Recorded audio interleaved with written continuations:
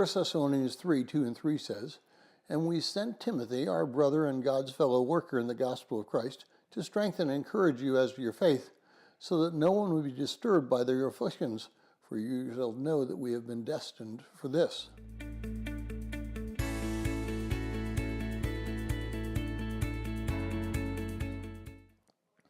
Well, if you're joining us and reading to this 90-day reading plan, today's reading is 1 Thessalonians 3, 1 through 4:12, and I encourage you to read that passage.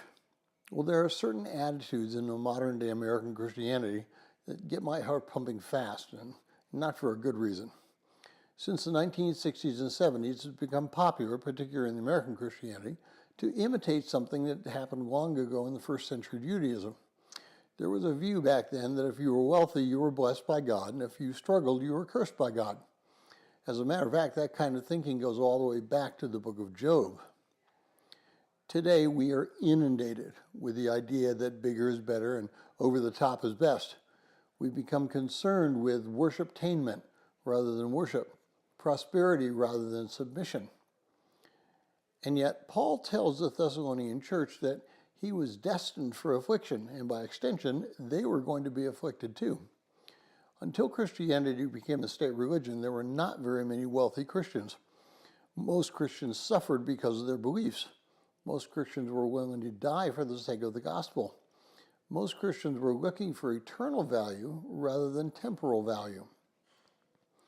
Well, beginning in the 1800s, but really picking up steam in the 70s and 80s, the prosperity gospel movement infiltrated basic Christianity.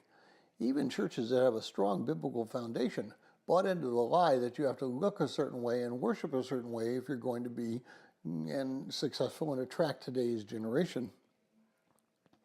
If that were true, then the Eastern Orthodox churches, which are very traditional in the United States, would be dying.